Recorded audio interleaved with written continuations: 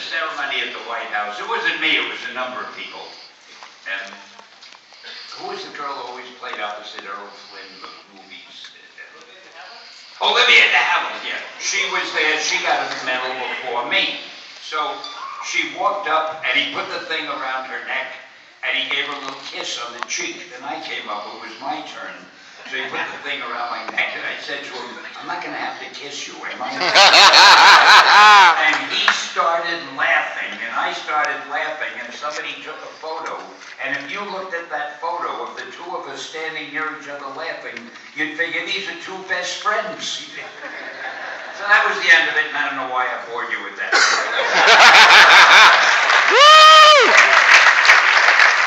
All right, next question. And thank you very much again, Mr. Lee. Some night. Next question.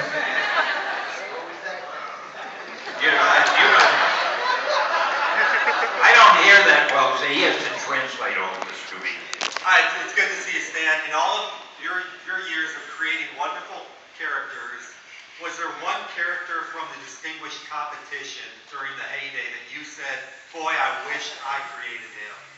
Out of all the characters you've created, which character that someone else created did you wish had been yours?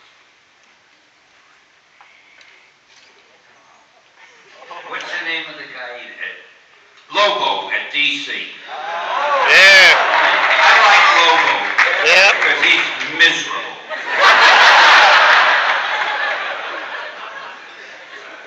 Yes, sir. Boy, I've been going to these shows for years, and we've always just passed each other. I'm glad to finally see him.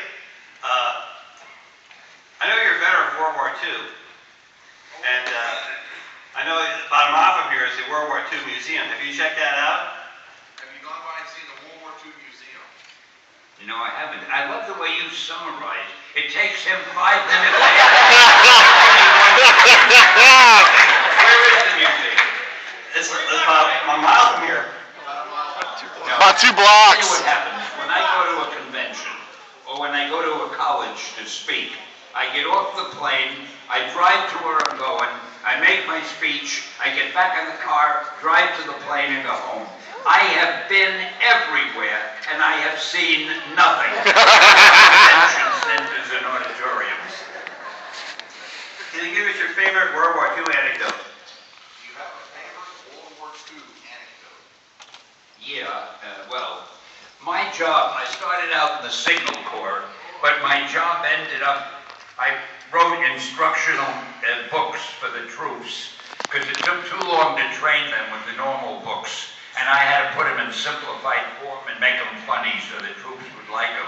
And I drew posters and stuff like that. And my favorite thing, they were having trouble with venereal disease. The soldiers overseas were very careless.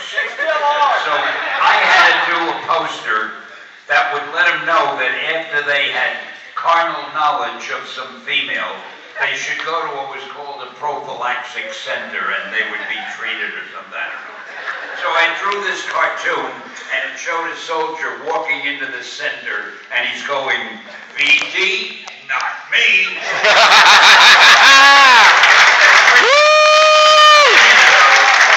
I think that poster won the war single-handedly.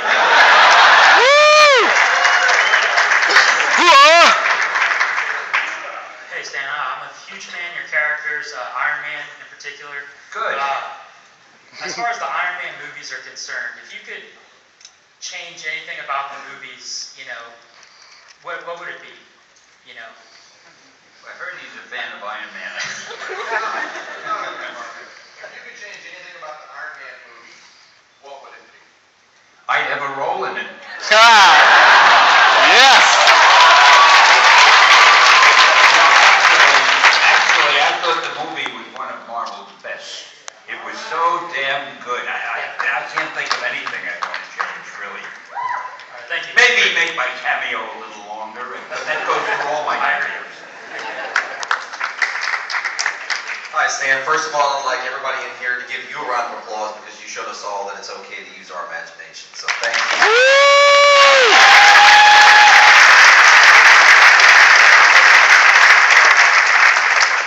Oh, isn't that nice? Well, it was very nice. nice of me, so send money. Not all of it. We all come up with ideas in here for our own heroes and our own stories, but it's very hard to follow through. What has been your secret to completing and finishing all of the ideas that you've come up with? What was the last part of that? What is your secret to coming to giving completion to all of your ideas? You have follow through. What's your secret? Working with great artists, probably. I'd come up with the idea, and I would tell Kirby, or I'd tell Ditko, or I'd tell Romita, or Everett, or whoever was working, what the idea was and what I wanted them to do. And they drew it, and they made it look so damn good. If I were working with artists who weren't that good, the strips might not have succeeded that well. But I don't know how to literally answer your question. All I did, I wrote the scripts for these stories. And luckily, they seemed to work. The artist did a good job with them. There's no secret. There's no trick. I mean, every time I wrote a script, I never knew if it would be any good. I just kept my fingers crossed, and I was lucky. Most of them worked. Thank you, Stan. I wish there was a secret. You'd be the first guy I would tell. I appreciate it. Yes, sir. How you doing? Big fan. Do you see any correlation between the success of your comics and kids locking themselves in rooms with gamma radiation?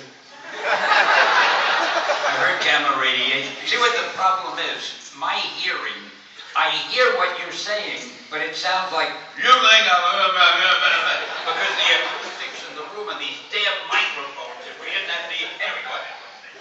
Have you noticed any correlation between the popularity of your comic books and the number of kids that lock themselves in a closet trying to get gamma radiation poisoning? Well, I haven't been aware of any kids. I did it. If they do, please don't blame it on me. Those are nutty kids. No, I don't think there's any correlation. Whatever the hell it was you asked.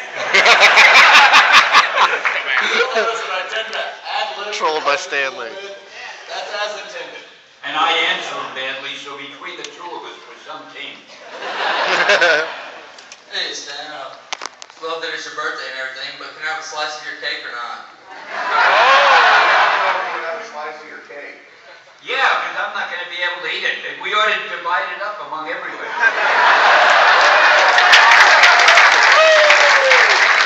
Or maybe there's some great charity nearby. But I love it. Hope somebody took a picture of it for me. We did. Yes, ma'am. Hi, Stan.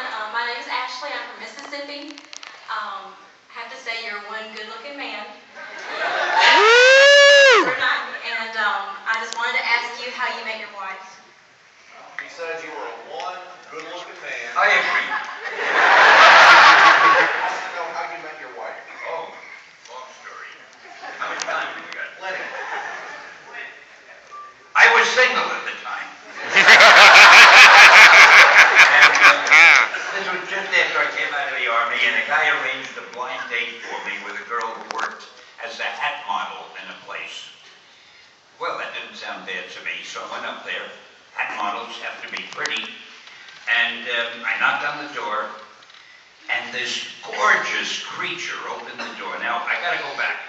Most guys, if they draw, and I used to draw, when they're young, they draw pretty girls, and they always, at least I always tried to draw my dream girl.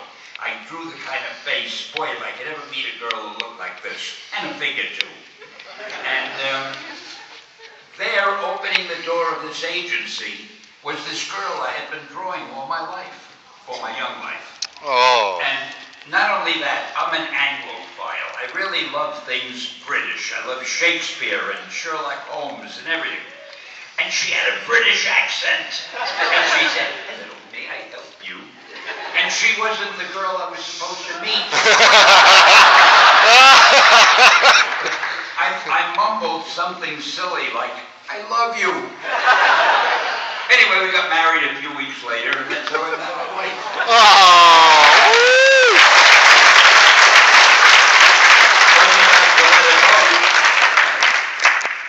I just want to say, they've been asking good questions, but you are getting great answers. Oh, I'm great at answering. This is awesome. My name's Remy LeBeau. What can you tell us about the new X-Men Days of Future Past movie, as far as the characters? What can you tell everyone about the new X-Men movie, Days of Future Past? I don't know a damn thing about it. No, they really do not check with me about the movies they're doing. At some point in the filming, I get a call, Stan, we're ready for your cameo, come on over. And that's another kind of funny story. I come over, and I usually wear a pair of jeans and sneakers, and they say, go to wardrobe. So I go to the wardrobe wagon, and there's some girl there who says, okay, this is what we want you to wear. And she takes out a pair of jeans, exactly like the ones I'm wearing, takes out a pair of sneakers, just like the, and so forth, everything like I'm wearing. So I say, you don't have to bother, I'm already wearing that. No, you've got to wear our clothes. So I have to take all my stuff off and put on theirs, and it was the same as mine. But I figured at least it's giving employment to some people. But I know nothing about the movie itself. The director tells me what to do in the cameo, and of course I do it superbly.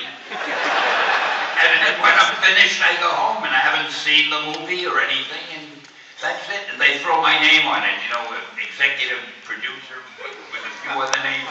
And I think that's just to keep me quiet so I don't bother them. Thank you. You're welcome. Is there any one Disney product that you would like to take a shot at? And please say gargoyles. Since Marvel and Disney are merged, is there any Disney character, product, or trademark that you'd like to take a shot at? Everybody's doing it. They're remaking Snow White. They're probably going to remake Pinocchio. There's nothing left for me to take a shot at. I might add, it's the greatest thing in the world that Disney bought Marvel, because everybody said, oh, it's going to be terrible. Now all the Marvel characters are going to become like Mickey Mouse. But Disney has been leaving them alone to do things their own way. All that's happened is they've been pouring enough money at them so they can do the movies great.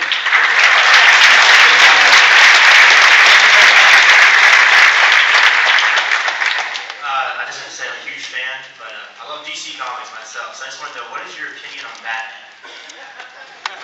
He's a big fan of yours, but he's also a DC fan, but we won't call security yet. He wants to know what your take on Batman is. How do you like Batman?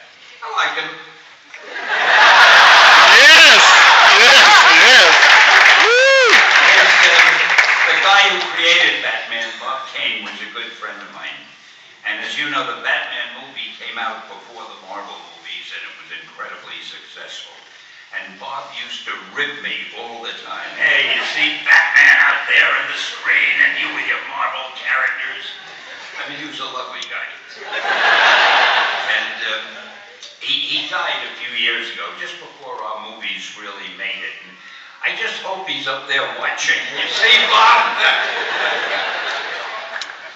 Well, first, Excelsior, and have you ever been arrested?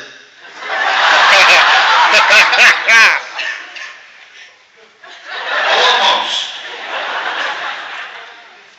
Back when I was in the Army, Marvel used to send me requests for stories they needed. Like I'd get a note, we need a new Black Rider story or something. And I would write it in my spare time. And I got a letter saying, we're going to send you an outline for another story we need tomorrow. Well, tomorrow came and I didn't get it at mail call. And I wondered, why wasn't it given it to me? Because Marvel never missed. I walked by the mailroom and all the cubicles were alphabetical, and I could look through the window in the L cubicle. There was my letter from Marvel, and the mail clerk had forgotten to give it to me. So I did the logical thing. I broke the lock, and I entered the room, and I took my letter.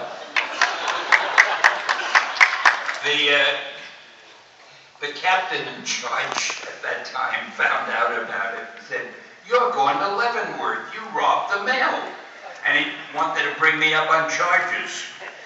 But luckily, I had given a lot of free comic books to the Colonel of the Post for his kids. It was the smartest thing I ever did, because the Colonel said to the captain, you mentioned that mail incident any longer and you'll be captaining in Alaska. So I was okay. But I can't there's been another word today after that journal. Hey Stan, I'm a huge fan of the Fantastic Four comics. Unrelated, but I was wondering, how do you keep in such good shape that you could still do these conventions all the time? He has some Fantastic Four comics. I missed the rest. He's a huge fan of Fantastic Four, but unrelated to that, he wants to know, what is your secret for staying at such a perfection of male physique? That's not what I asked. How'd you stay in good shape? Worry a lot. It keeps you thin. Come to enough of these things and hope you're not making a fool of yourself when you sit up here. I don't know. I just work a lot. I'm working all the time. I think that's good. I don't eat too much. And I argue with my wife a lot. That's great exercise. Every time I come home, I want to tell her, boy, Joni, you should have seen that convention. All the people and it was so great. After I'm all through bragging, she said, by the way, Stan, take out the garbage. Yeah. We don't have a very glamorous life at home. Thank you. Hi, Stan. I was wondering, what advice do you have for young artists? What advice do you have for a young artist? Draw. Yeah. As good as you can. Now, that's a tough thing to say. An artist, the only way to become a good artist is to draw. And you also have to be gifted with a good eye. By that I mean, you have to be able to tell yourself, is the drawing good or isn't it? Years ago when I went to conventions and I used to look at artwork, which I don't anymore because it's too heartbreaking, but occasionally somebody would show me a sample of artwork. What do you think, Mr. Lee? Can I work for Marvel? And it was terrible, and it was obviously terrible, and I felt so bad because this guy wasn't able to see that it was terrible. So he shouldn't be an artist. You have to know when you're drawing something that's really good and when you're not, and I don't know how to teach that to somebody. You either have that ability or you don't. But if you want to be, let's say, a comic book artist, you have to keep practicing until the drawings you do are at least as good as a good professional comic book artist whose work you'll see in the books. Because if it isn't that good, they don't need you. They've got hundreds of people applying for the work who are great professional artists. So you've got to be as good or better than they are. And as I say, you've got to be able to recognize yourself whether a drawing is good or bad. And I don't know how to teach that ability. It's something that you just have to have or not. And I'm sorry I was so serious, but it's a serious subject.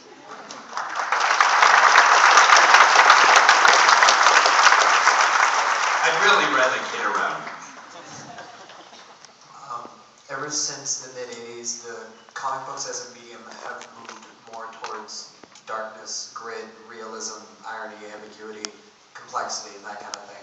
So how do you feel about this shift away from the simplicity, happy endings, primary colors that you set down in the 60s? So, he used a lot of words I don't understand. But basically, he wants to know, comics have really gone in a direction of being dark and gritty and more realistic. And what... You mean Galactus wasn't realistic?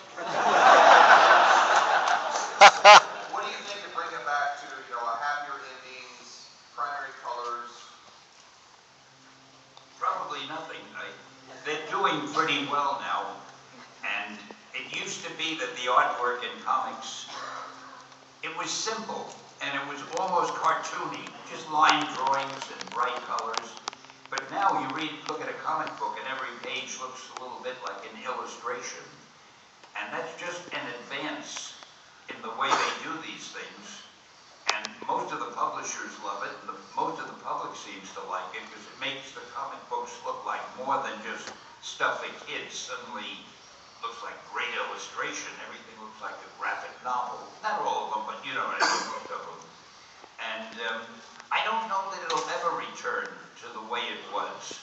In fact, I don't think it'll ever stay as it is, because more and more, you're gonna get these things on the internet. You're gonna get digital comics, and everything is changing so fast in the way we look at things. Like, I predict there won't be newspapers.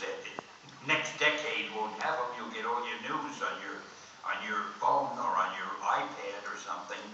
Everything is changing. There's no way. I don't think they'll ever go back to comics the way they were. And one day, people will be saying, why don't they go back to the way they are now? And they won't do that either. And that's a depressing thought, and why am I depressing? Thank you very much. I hope I'm wrong. Mr. Lee, out of all the characters that you ever drew, whether they actually came to fruition in a comic book or not. Why I missed the last part. I heard of all the characters I've written, and then I didn't get it. He's still rolling. Out of all of the characters, whether they came to a comic book or not, what would you like to see made into a movie? Out of all the characters you've had a hand in doing, whether they became a full-fledged comic or not, which would you like to see come into being a movie now? Oh, I'd like to see Doctor Strange.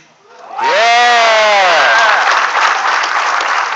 I'd like to see the Black Panther. Woo! I'd like to see the Inhumans. And they're all being talked about and developed right now. And so is Ant-Man, believe it or not. And probably I think they're probably talking about Deadpool. Yeah! Anything good that Marvel has, believe me, the editors are sitting saying, how can we make a movie out of it? Rob Russell with Major Spoilers. I'd like to know how you feel about Spider-Man reaching his 50th birthday at the same time you're reaching your 90th. How do you feel about Spider-Man reaching his 50th birthday about the same time you're reaching your 90th? I never thought of that. It's fate. Kismet. I think it's nice. I don't know what else to say. And how do you feel about Dan Slott coming with the number 700 and ending the Amazing Spider-Man run later this month? How do you feel about Amazing Spider-Man reaching 700 and then potentially ending the run? Well, I don't think it's not as though you're not going to see Spider-Man anymore. But they always have to do something to get the readers to say, hey, what's going on? I got to follow this and see what happens and what's going to happen and why are they doing it. They got to keep your interest up, and then just one of the ways. But you seem very preoccupied with statistics. That's very good. Thank you. Alright, hi Stan. Happy birthday first. Thank you. Alright, well, yeah, I have a question. I'm a big fan of Thor, and just your opinion for the next sequel coming out next year, The Dark World. If you had a chance to choose, like, where would you film your next cameo? Would you rather for it to be somewhere on Earth or somewhere like in the other 9 realms? For your next cameo, since it's going to be Thor 2 coming out, would you rather film your cameo like in a reality setting or like in Asgard or somewhere? Actually, I've already done the cameo. It's in a reality setting, and I tell you, it's the funniest one I've ever done. And when you see it, you're going to say, that man is wasting his time. He's the world's greatest actor.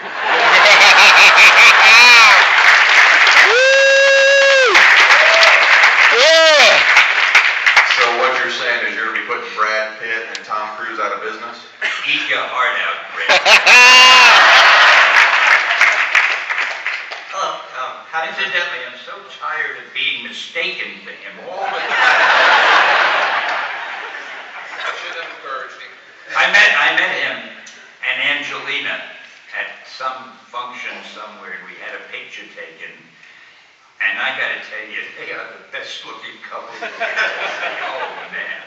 Anyway, go ahead, 50% of that is true. happy birthday for one. But I'm a big fan of Spider-Man, and I was wondering which girl is your favorite, Gwen Stacy or Mary Jane Watson? Gwen and Mary Jane. Who's your favorite, Gwen Stacy or Mary Jane? Well, when we started this strip, I came up with Gwen Stacy, and I thought she'd be the one Spider-Man would end up marrying. And then we introduced Mary Jane. And it was very funny. It was as if they had lives of their own, because no matter what I could do in writing it, I couldn't make Gwen as interesting or as peppy or as fascinating as Mary Jane. It was like Mary Jane had all the personality. And I go home and I'm saying, Stan, you're writing this. Change it. Give Gwen more personality. I couldn't figure out how. Mary Jane kind of kept alive, stayed alive. And then, of course, I did the story where Captain Stacy was killed. And I stopped writing the series shortly after that. I went to Europe for some business reason. When I came back, I found out that Jerry Conway had killed Gwen also. And I said, it's like we have a vendetta against the Stacy family. What did you kill her for? So now Mary Jane has to be our favorite because there is no more Gwen, except in the recent movie there was Gwen, so it'll be interesting to see how they follow through on that. I don't know, maybe they won't kill her, maybe they'll decide to change the whole Mirror thing. Universe I'll Gwen. sue. Nice. Thank you. We have time for 2 more questions. Oh. Mr. Lee, I always thought you did for comics what Edison did for the light bulb, essentially. Was there before, but you really created it into something real. What inspired you to get into the whole comic book stage to begin with? He says that you're to comics what Thomas Edison is to the light bulb. Would somebody translate for him? You are to comics what Thomas Edison was to the light bulb. And what was the next part? What inspired him to get into creating comic book characters to begin with? What inspired you to get into comics and creating? Greed. I needed a